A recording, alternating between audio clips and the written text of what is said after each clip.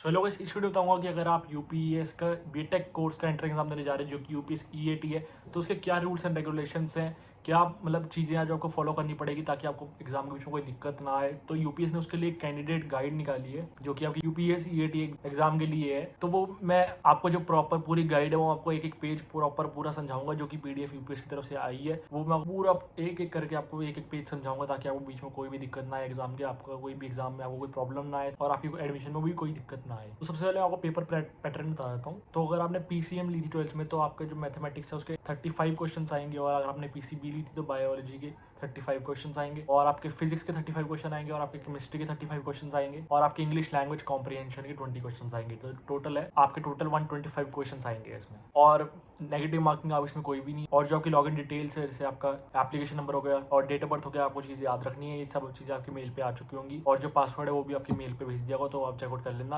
अपने एग्जाम के टाइम से थोड़ी देर पहले ही चेक कर लेना। और एक क्वेश्चन है कि आपको क्या सुबह सुबह 10 बजे शार्प लॉगिन करना है, तो ऐसा कुछ नहीं, आप 10 से लेकर 3 बजे तक कभी भी लॉगिन कर सकते हो। जब आप लॉगिन करोगे तभी आपका जो एग्जाम का टाइम है वो शुरू होगा। ऐसा कुछ नहीं कि 10 बजे से टाइम शुरू हो जाएगा, ऐसा कुछ नहीं है।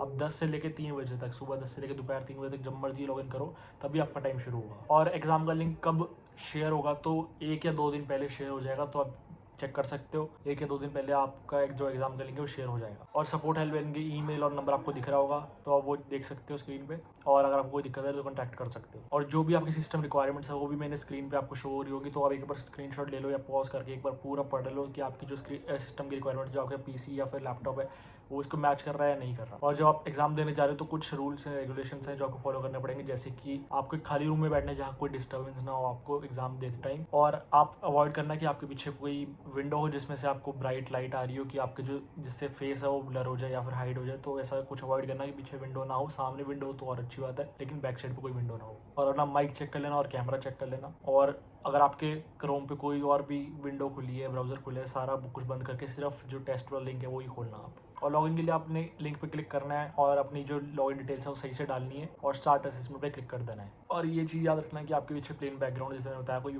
ब्राइट चीज़ ना हो, ब्राइट रोशनी ना आ रही हो। प्लेन बैकग्राउंड तो और अच्छा है, कोई ऑब्जेक्ट ना हो तो और भी अच्छा है। तो ये चीज़ आप देख के चलना। और जब भी आप एग्जाम दे रहे हो, जितनी देर आप एग्जाम दे रहे हो, आपने बैठे रहना, ये नहीं आप बीच में उठ के जा रहे हो कुछ हो रहे हो, इससे आपका एग्जाम कैंसिल भी हो सकता है। तो ये चीज़ आप ध्यान रखना। और तब तक विंडो मत क्लोज करना है अपने टेस्ट की जब तक आपका पूरा टेस्ट कंप्लीट ना हो जाए और आप सबमिट ना कर दो। और आपका उठना इसलिए मना है क्योंकि जो सिस्टम है वो आपको डिटेक्ट करता रहता है कि आपका फेस कहाँ जा रहा है कहाँ नहीं। अगर आप जैसे ही आप हटोगे तो सिस्टम ये भी हो सकता है आपको टेस्ट क्लोज कर दे, तो आप बैठे रहना एक ही जगह पे। और सिस्टम अगर आपके कैमरा में कोई और भी आ रहा है तो सिस्टम वो भी मल्टीपल फेसेस भी डिटेक्ट कर लेगा और आपका टेस्ट कैंसिल कर सकता है। तो ये भी आप देख के चलना।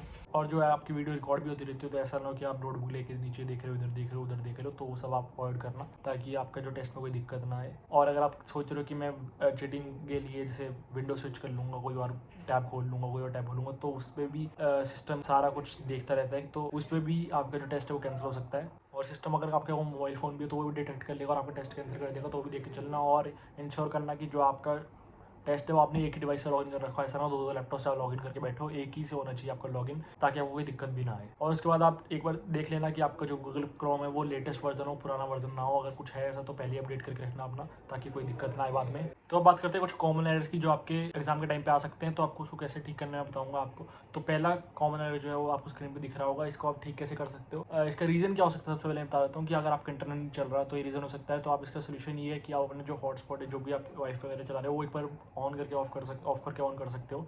और अगर फिर भी हो रहा है तो आप अपना लैपटॉप ऑफ करके दोबारा ऑन कर लो, तो आपका सही हो जाएगा वो। और दूसरा जो हो रहा है आपका एरर आ सकता है, वो हो सकता है कि आपका जो माइक की परमिशन है या फिर कैमरा की परमिशन है वो ऑफ हो, आपने एक्सेप्ट ना करी हो। तो रीज़न ये हो सकता है जब आपकी परमिशन मांगता है ऊपर लेफ्ट साइड में, तो आपने डू नॉट एक्सेप्ट पे क्लिक कर दिया हो, लेकिन आपको करना होता है एक्सेप्ट पे। तो आप वहीं जाके ऊपर लेफ्ट साइड में ऑप्शन जहाँ आ रही थी वहीं जाके आप दोबारा एक्सेप्ट कर सकते हो, ताकि आप वो चल जाए। और तीसरा एरर ये हो सकता है कि आपका जो फेस है वो डिटेक्ट ही नहीं कर पा रहा है सिस्टम। तो रीज़न यही है आपका कि अगर आप साइड में बैठे हो, ऊपर बैठे हो, ऐसा कुछ रीज़न हो सकता है। तो इसकी ये ऐसी आप ठीक कर सकते हो कि सीधा देखो, आप बीच में रहो, ताकि आपको कोई दिक्कत ना आए। और जो आपका अगला कॉमन एरर आता है वो आता है कि आपका जब सबमिशन के टाइम आपका फेलियर आ रहा है, लिखा हुआ कि सबमिट नहीं हो रहा आपका टेस्ट। तो इसका मतलब ये हो सकता है कि जैसे आपने जब टेस्ट शुरू करा तो आपका नेट चल रहा था, लेकिन जब आप सबमिट करने लगे तब आपका नेट नहीं चल रहा है। तो इसमें आप क्या कर सकते हो, जो मैंने आपको सपोर्ट के लिए नंबर दिया था, टेक्निकल सपोर्ट के लिए नंबर पहले मैंने दिया था, ईमेल और नंबर, आप उस नंबर पर कॉल कर सकते हो और उनको बता सकते हो ये दिक्कत आ रही है। और आपकी स्क्रीन पे ये भी लिखा आ रहा होगा, following answers are not submitted, click here to download the Excel file and share with us. तो आप उस क्लिक हियर पे क्लिक कर सकते हो ताकि आपके जितने भी आंसर्स हैं वो सारे डाउनलोड हो जाए आपके पास,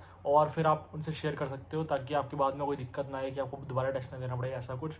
तो आप वो डाउनलोड कर सकते हो और फिर टेक्निकल टीम के साथ शेयर कर सकते हो। तो ये सब कॉमन एरर्स थे जो मैं आपको बताए, और मैंने रूल्स और रेगुलेशन बता दिया आपको, तो आप ये सब ध्यान में रख सकते हो। और अब किसी ने अगर यूपीसीटी के लिए अभी तक अप्लाई नहीं करा, एंट्रेंस एग्जाम के लिए अभी तक अप्लाई नहीं करा, फॉर्म ही नहीं भरा अभी तक, तो मैंने उनके लिए डिस्क्रिप्शन में लिंक दे रखा है यूपीएस के एडमिशन फॉर्म का। तो जैसे ही उस लिंक क्लिक करोगे आपकी यूपीएस की वेबसाइट ओपन हो जाएगी और आपका एडमिशन खुल जाएगा, आप वहाँ जाके फॉर्म फिल कर सकते हो और अपनी एडमिशन करवा सकते हो। और अगर किसी को एडमिशन फॉर्म फिल करना नहीं आ रहा है, कोई भी दिक्कत आ रही है एडमिशन में, कोई भी दिक्कत आ रही है एडमिशन में, तो मैंने उसके लिए एक व्हाट्सएप लिंक दे रखा है और एक टोल फ्री नंबर भी दे रखा है। उस नंबर पे कॉल या फिर चैट करके उनसे पूछ सकते हो क्या क्या पूरा प्रोसेस है, वो आपको प्रॉपर्ली पूरा गाइड कर देंगे। और अगर किसी को कॉल चैट नहीं करनी तो मैंने गूगल फॉर्म का लिंक भी दे रखा है, आप जैसे ही फॉर्म फिल करोगे यूपीएस की टीम आपसे थोड़ी देर में कनेक्ट कर लेगी और आपको प्रॉपर्ली पूरा प्रोसेस समझा देगी। तो आई होप आपके लिए वीडियो हेल्पफुल रही होगा, आपको पता लगा क्या क्या रूल्स एंड रेगुलेशंस है, क्या क्या कॉमन एरर आ सकते हैं जिससे आप कैसे बच सकते हो। तो ये सब चीज़ें आप ध्यान में रखना ताकि आपका जो पेपर है उसमें बीच में कोई दिक्कत ना आए और आप अच्छे से पेपर दे दो।